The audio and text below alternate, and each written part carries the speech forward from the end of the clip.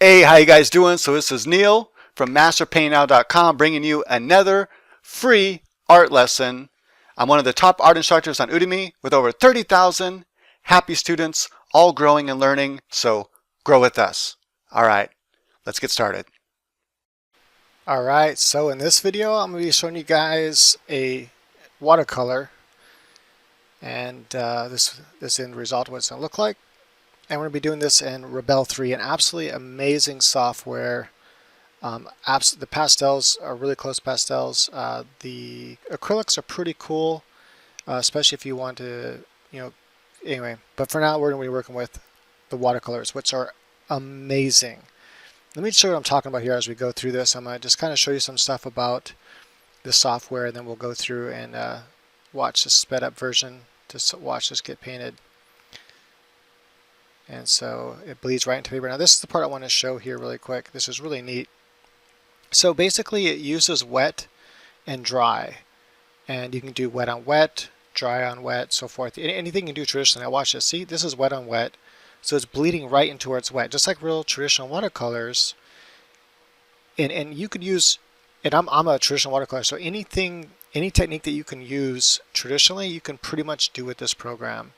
The only thing that I found that's kind of hard to do is lifting. Now you can lift technically. It's just it doesn't feel as legitimate as the real thing. Everything else feels really real. And that right there is kind of blending out, and you can actually blend while it's wet too, or while it's dry, and they give you different looks. If you blend while it's wet, but the dry button is right here. Looks like a little hair dryer type thing. If you blend while it's dry, and that right there, you turn that on, that shows you what's still wet. Everything that's blue is what's still wet. Highly recommend this software. I'll probably be coming out with a tutorial if people are interested in showing how to use it to get that, like if you're already a traditional watercolorist, then you're going to really appreciate this program, especially for just this feature. I bought it for just this feature alone. It's worth it. But if you're not a traditional watercolorist, you might find it kind of irritating in the same way you'd find watercolors irritating. It takes some time to get used to how to work with watercolors. But anyway, but if you do like watercolors, this program's awesome. Watch this part right here. We're going to kind of just fast forward through some of this. Laying down some dark color at first. I was kind of just experimenting with how it worked. Now this right here is really neat. Watch. So just like with watercolors, the only thing that's different here is when you lay down your brush stroke, it's a little different. So now I have the whole entire thing wet. So you lay down a small brush stroke, but watch, it's going to bleed into where it's wet. And depending on the load, on how much paint you have on there, it'll bleed out farther. In this case, the whole paper is wet. And you can just wet a certain part of the paper and it'll only bleed to where it's wet. That's how traditional watercolors actually work. You wet the paper, for example, and the water is only, or the paint will only travel where it's wet. It's not going to travel where it's dry. And it's just a really cool phenomenon with watercolors. And if something is more wet and something is more dry, but it's still damp, it's still going to travel to where it's more wet, or actually it'll travel to where it's more, if you start to where it's more damp and not really wet, where it's really wet, or that is soaked, where the paper is really wet, and you start where, and you put the paint where it's really damp, it's not going to want to travel to where it's really wet, because it's like a hill that has like a travel up. It's really cool. So all these same things that you're used to traditionally apply here. And look at that, look how it bleeds right into the paper. And depending on the load here and the amount of water that you have on your brush, when you add in wet on wet, this will spread so far. So you can get a nice gradient effect the same way you could with traditional watercolors. Just absolutely amazing. It just blows my mind how much like watercolors this is. I was waiting for a day where digital would actually start feeling like traditional, and that day is here with Rebelle 3. And by the way, they're not paying me nothing for this. It's just, I'm absolutely amazed by the software. You can get the kind of bleeding edges there, and depending on the paper you get, or depending on what paper you choose, that blending or that bleeding effect on the edges will be different. And you can actually change the parameters of how much bleeding on the end, how absorbent your paper is. It's so cool. And anyway, so yeah, there's different papers that absorb differently, have different texture, and will allow the water to go into differently. It also has this blow tool. It's got drip system up here, the tilt and drip system, just absolutely amazing. Let's go ahead and go through this, and I'll show that here when we get to it. But look at that right there. That's if it's already wet. So if it's wet, I can't paint my eyebrows, right? Because this is going to go right into it. But that's really good for certain effects. Now, if I want to paint this, I need to dry the paper first. So I'm going to, boom, that dries the layer. Now you can see that it's dry. That right there, turn this off and on, shows whether it's dry or not. Now I can do an effect of wet on dry. Notice I don't have too much water in my brush, and so I can get nice sharp edges, but it still kind of bleeds out into the paper just like it does with real watercolors. So it's absolutely amazing. So okay, let's go ahead and keep going here. Get her eyes in there. Typically I would do this the other way around. I would actually put, but you can work in layers. That's really awesome. So that's something you can't do traditionally. There's no such thing as layers in the real world. It's one piece of paper. So you got to think in layers. You got to think about, okay, I need to put down the skin tones first and then put down, the eyes and things like that. With this software, it doesn't matter. I can just create another layer and put it underneath the eyes. And so you don't have to, but still, if you wanted to work totally traditionally, you could. And put in all your face structure first and some of those colors, and then work your way up to the darkest colors, which would be your eyes. And anyway, so this part here is really cool. So I was messing around different ways to blend it, and I actually found the best way to do it. And I don't know if I ever used it in this video. I think I did. I think I started using it toward the end of this video. But the best way to actually blend the edges out. It's a technique I use with traditional watercolors. Is I'll lay down a little bit of watercolor where I want it, and then I want that to kind of blend out into paper. How I do that traditionally is I put a little stroke down, and then I take my brush and I clean it in the water, and then I wipe it a couple times so it's still damp, and then I pull that color a little bit further, and I do the same, rinse and repeat. I rinse the brush, damp it, wipe it on a paper towel so it's just damp, and then slightly pull the color, and I just keep pulling the color just a little bit, and then it has this nice gradient fade. And I was trying to figure out how to do that with this program. I was messing with different ways, so I tried erasing it, and now I'm putting down just water. This right here is just your water, and I'm putting on just water, and I got this nice drip effect, which I was like, oh, that's cool. You put on tilt over here, and you can adjust how much it tilts for pulling this down. You can also go into the parameters and under, I think it's under view, and it's like visible properties or whatever, and you can actually change the properties of how far the drips go down, how big the drips are, which is really cool. What I was trying to do is trying to see if I put water here without the tilt on, can I lift this color? Can I like pull this color out? Well, the way to do that is actually with this tool right here, the blend tool. And you do it when it's wet, and you can actually push pause, so you can put a little bit of water down, and then use the blend tool and actually blend it into the water. And as you can see right there, it actually kind of worked a little bit. And then it's kind of dripping down because I had some water there. And that's right there the effect I wanted. And look at that, just like traditional. It just fades right up to a nice gradient. But you can take this tool, and while it's still wet, you can blend it and then push on pause, and it'll blend right in there, and you'll get this similar look here. So that's another way to do it. Now I'm blending right now, blending it while it's wet, and that gives you a different look. And so something to consider, a really cool way to get that nice, blended look that you want for certain parts. All right, continuing on. Added some white in there. That's another thing too. It's like gouache, so you can also, the white is pretty opaque. I mean, it's still like real watercolor. It still kind of blends in. Well, it depends how much water you have on there and how much paint you have on. The loading is how much paint. This is how much water. And if you add a lot of water, then it's going to bleed out more, even though the layer itself is dry. Now look at that right there. It blends right in. And if you don't like this kind of traditional look you get sometimes, these kind of bleeding into the water, you can take it while it's wet, the blend tool, and just kind of hit the edges of it, and it's going to just blend really nicely.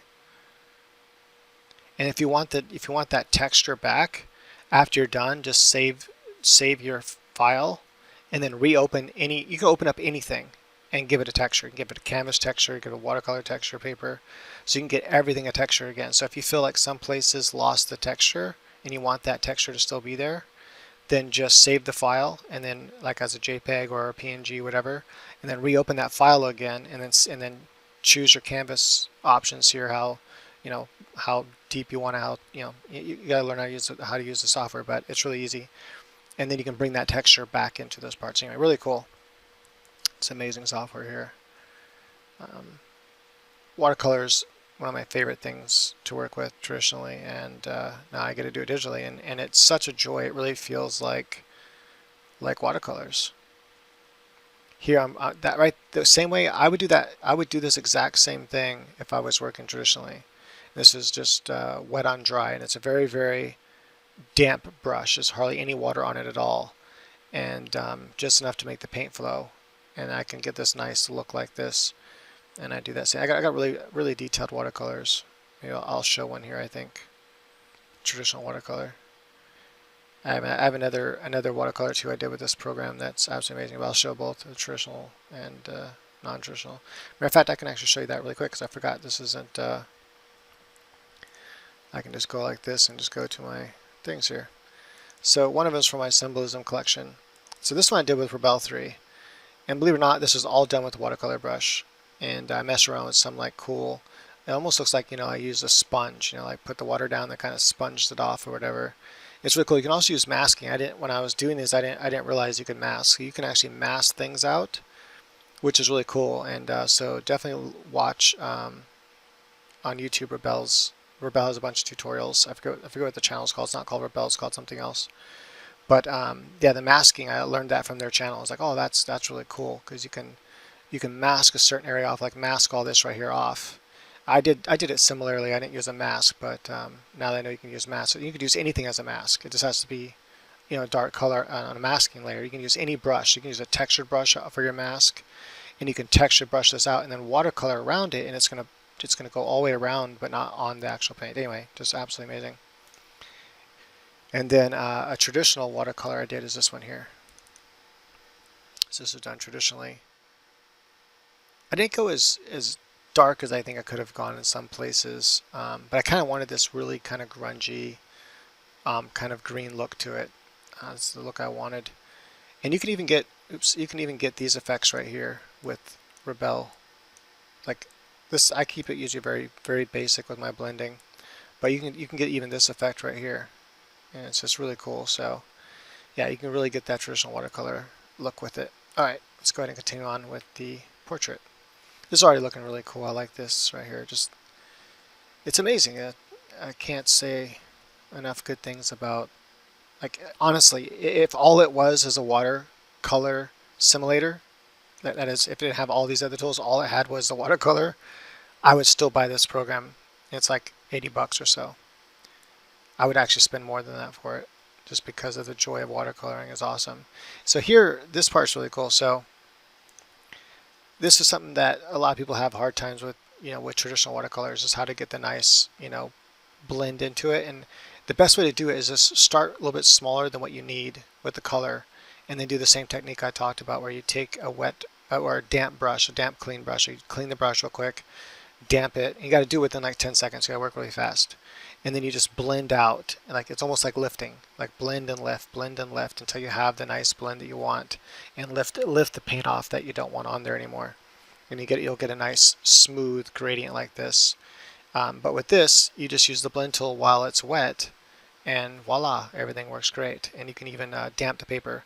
This right here is damping the paper, just so you know. So this wets the paper, and then if you hit this button, it won't dry the paper. This dries the paper. This dries it, but only to the point where the paper is damp. And when it's damp, that allows you to really get a lot of these effects going on really good. Or you can just wet out this area and then hit the damp button, so that way it's all the same wetness, which is just damp. And then you can do this technique where you lay down a little bit of color and then use the blend tool while it's still damp. It'll stay damp indefinitely. So then you just kind of blend it out like that, and it really gives you that watercolor blended look. And so we're going to continue on here. I do the same thing for the other eye, so rinse, repeat. Now I'm going to show you the next one. Oh, by the way, this is my best-selling course on Udemy. It's my Anatomy for Figure Drawing. It literally has everything you need to know about drawing the human figure. Just really, really good course. Really long, but it needs to be in order to cover everything. You don't obviously don't have to watch every little part of it or do every little exercise, but if you want to master human figure, then definitely. And you can see right here, has 31,000 students and growing. And I have over 44,000 students total now on Udemy because of my other lectures or my other courses as well. But yeah, this one really good. So if you guys want to check it out, it's actually on sale on my website. So if you go to masterpaintingnow.com and then click on this course. Go to courses, click on this course, and that should take you to my give you the sell for like $12 or $10, one of the two. It's normally like 95. Anyway, back to the course. So I got a bunch of this stuff here. I still have to do. Let's go ahead and preview this. All right, so continuing on here. I like this little drip thing right here. It's really cool. And I wasn't gonna intend to do that, but she already had this kind of sad look. I'm like, I'm gonna kind of do like something that looks kind of like tears, but kind of like makeup running, but in this case, kind of like a pink color. I just thought it looked really cool. And so here too, you can blend wet on wet. Now sometimes when you blend wet on wet, you kind of lose the paper texture. But like I said, I told you how you can get that back. Here I'm messing around different ways to do the hair. Now I'm gonna kind of burn right through this because so I get the whole hair wet and then I start adding in the color. You can see how it blends. Now when you use a lot of water and it's already wet, it takes a lot of processing time to go back and forth and distribute that paint between the water. So I recommend if you already have the paper wet to damp it and then use less water, only like 50 or less, to put the water in there, and it's going to run and bleed where you want it. And then you just use more loading, that is more paint if you want it to bleed further. That'll allow it to go faster so it won't go so slow. And I'm just going through this fast because I redo the hair. I do all this work and I realize, you know what, I don't like the hair. I like that effect right there I did, but other than that, I'm like, no, that hair just doesn't look right to me. I need to leave white in the hair somewhere. And so that one is that. So, and we'll see how I finish it.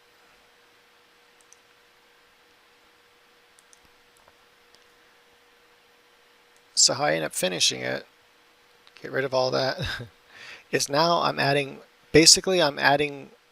a mask without knowing it. I mean, this isn't truly a mask. You use the masking layer, which is here.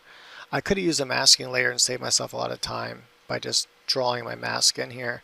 Instead, I damped the entire paper, and then I used the eraser tool and I erased the water.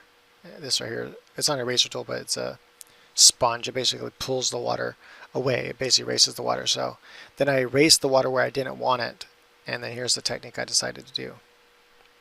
So I added. Look how that works.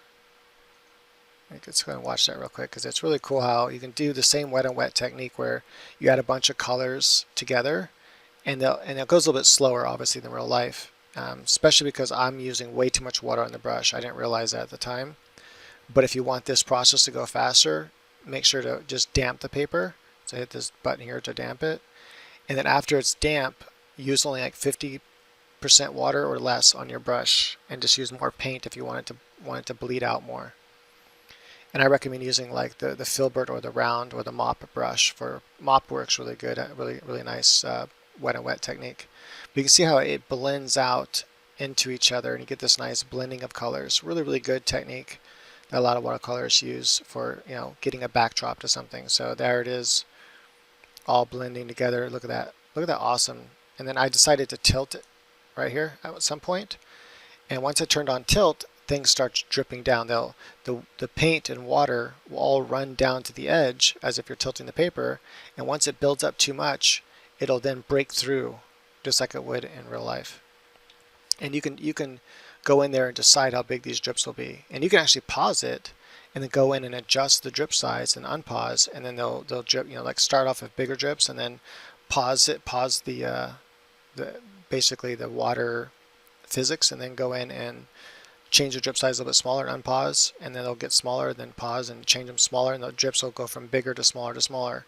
And that's something I didn't realize you can do when I was doing this painting, but it is something you can do, and it's really cool. So notice here, it only bled up into where it was damp. It didn't go to where it was dry, because this is dry, so I didn't have to use a mask, but a mask would have been easier, but it still served the same purpose because of the water physics works just like real life. And now I added some paint on top. I damped where the water's damp, but the paper's damp, but the paper's not damp here. And so then I'm going to turn on tilt, and it's all going to bleed, and it's all going to gather right around the edge here, and then if it builds up too much, it's going to break through and start dripping. Like right here, it's already starting to drip right there. And I decided I like that look, and so I left it. And you can see there it all. And then you can also pause anytime and then dry. So once you has the look you want, you can just go ahead and hit the pause button and hit dry. Or you can just hit the dry button if you want. But hitting the pause button gives you a chance to think about if that's where you want it to be at. Now I come in over that kind of more abstract look. So this is a technique I like to use a lot, is doing the wet and wet technique, just putting a bunch of colors on damp paper and have them all bleed together, and then go in and start adding in the details on top of that with after it dries, dry it with a blow dryer, and then go over it with more of a wet on dry technique.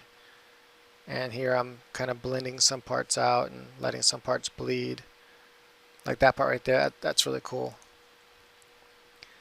Let's go ahead and see this part here, right there. So I'm adding a bunch of water right now, and then I'm gonna put the paint on there while it's wet, and it's just gonna blend. It's gonna bleed right into it.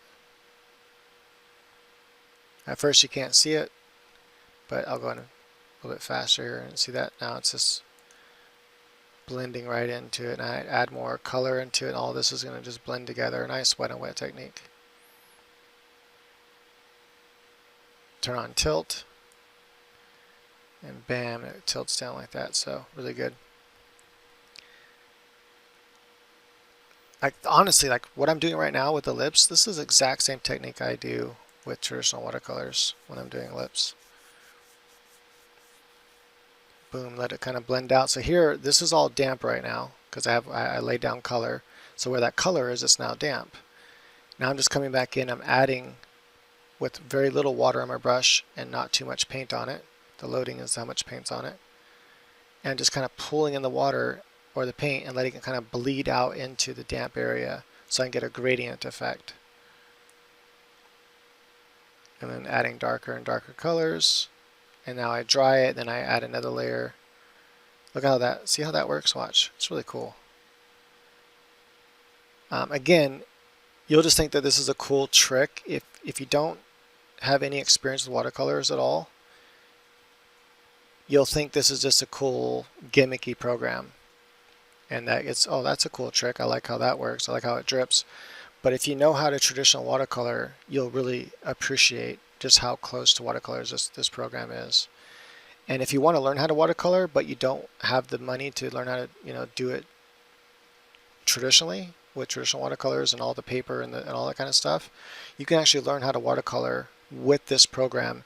And I guarantee if you learn how to watercolor, if you use traditional watercolor techniques with this program and learn how to do it with this program, when you can afford paper and watercolors and brushes and all that, you can apply that to real watercolors, and within no time you'll actually be watercoloring traditionally. It's like this would be a huge way to actually learn how to watercolor without wasting a bunch of money.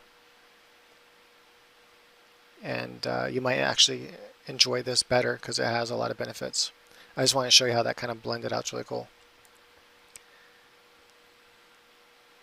Also with the teeth there, it's kind of cool too. The technique is traditional, just same traditional technique. I have it damp and I just add a little bit of color so it has this kind of gradient effect and gets the color, comes to the color that I want it to be. See how it just blends right in there? Really cool, but it doesn't bleed up into the lips because the lips are dry. It only bleeds where it's wet. Then I dry it and I just add a little line right there so I have a little more shadow. But yeah, so anyway, if you guys are interested in learning how to traditional watercolor with this program, let me know, and I'll come out with a free lesson. If I don't get a lot of requests for it, I know that my Udemy students would absolutely love a course like that, because watercolors is just something that's so unique, looks so unique and cool, and you can't get it with any other medium. And it's people say it's one of the hardest to master, and the hardest to learn. I found it pretty easy to learn myself, traditional watercolors, but I can see why people would find it harder than, let's say, acrylic or oil painting or something. Alright, so I decided to change up the design. I'm like, you know what, she kind of looks like, I don't know, like this kind of crazy, kind of like nurse to me, so I decided that she was going to be Lollipop Nurse. At first I was going to call her like Bubblegum Nurse, but I liked Lollipop Nurse, I like them both, but I decided to go with the Lollipop Nurse. But anyway, so I changed the design a little bit. The pencils also work really good in this program, and the shading pencil is great. Like you can actually get a really traditional look with these tools for pencils. Same with the pastels. And so here you can see the same techniques kind of being used, and I let it blend into the water to get that gradient look. As you can see, the gradient effect right here on the edge of the neck here. And you can decide like how much you want to fade out. And I find the easiest way though is honestly just to put your color down on the damp paper, or just damp, wet it where you want it and then hit the damp button so it's just damp. And that way you won't go further than that. And then put your color in there, and then I start with this, just a little bit of water and a little bit of paint, and start from the edge and keep adding darker and darker color, and it'll keep bleeding out and bleeding out, so it'll have a gradient to it already. And then to get rid of the edge, just take it while it's still wet and make sure, add a little bit of wetness to the edge real quick, and then damp it, and then while that's still wet, take your blending tool and just lightly blend that edge out into the color of the paper, and it'll give you this kind of look right here. It's really nice. Let me see how, I didn't even check to see how long this is. 25 minutes, okay. So we're pretty much done here, so let me go ahead and go out here. Watch how I do the end.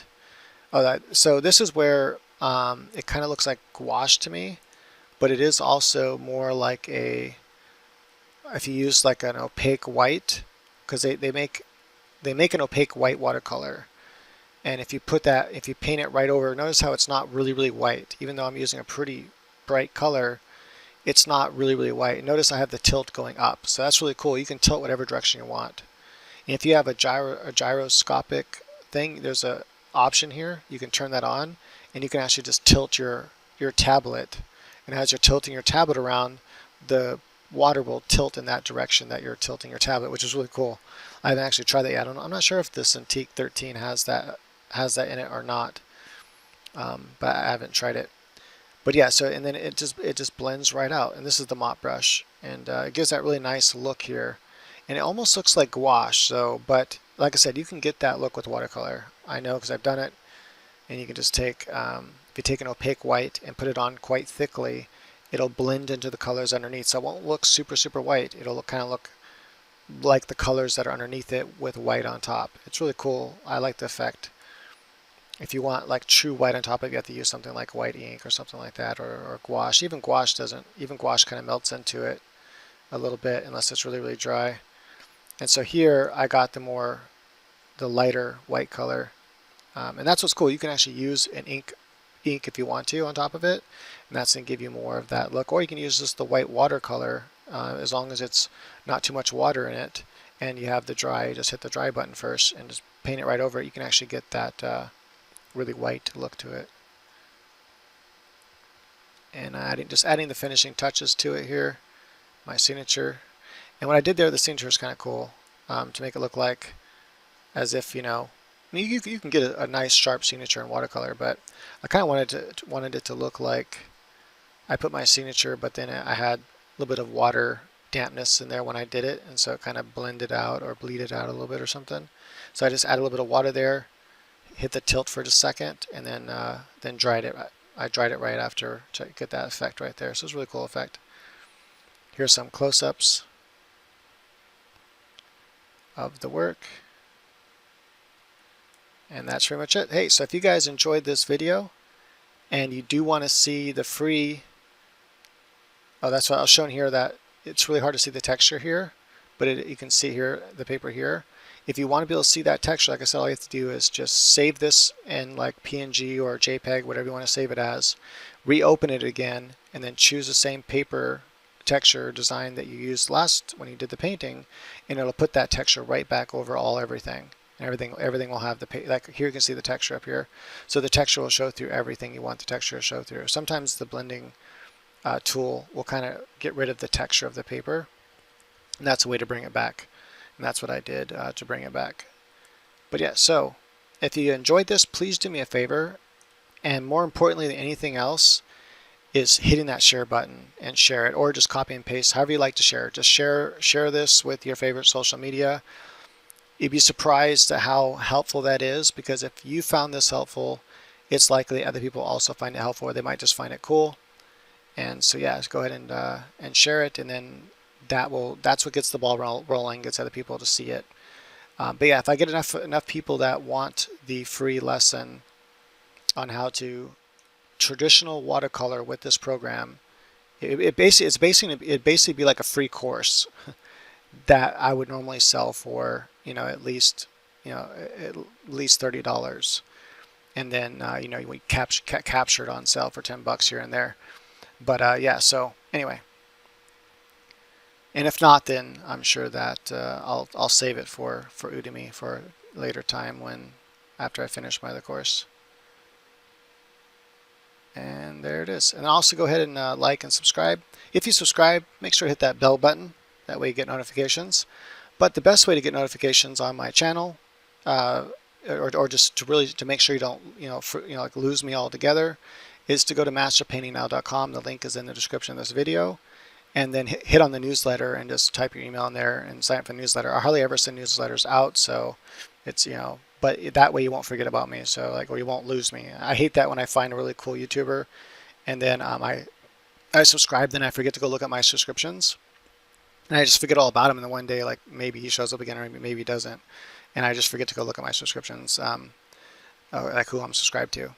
And a lot of people do that. So, but this case, you get a newsletter once in a while. And you'd be like, oh yeah, I remember that. I'm gonna go watch that. And whenever I do giveaways, I'm gonna be giving away my my 12WX Cintiq, which is I now use the 13X. They're pretty much the same thing. It's just the new one has touch. I like the touch screen on it, but the old one has a really cool like a slider bar that works really good in programs. Allows you to zoom in and out with a slider bar. It's like a touch slider bar. It's really neat.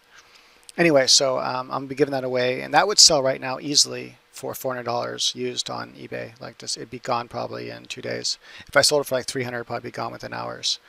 But I figured I want to go ahead and help someone that needs it. And so if you want to get a chance to win that, then go ahead and if it isn't already gone, sign up to my newsletter. But I'm always giving away stuff. I'll be giving away other tablets as well, and I buy stuff and give it away. So all kinds of art supplies. And so yeah, if you want to make sure that you don't miss one of those videos to know how to participate in the giveaway, and you want to get that chance of winning something, the best way to not miss out on that is to sign up to the newsletter. All right, thank you, and until next time. I need a good sign out. I don't know what to say yet, but just until next time.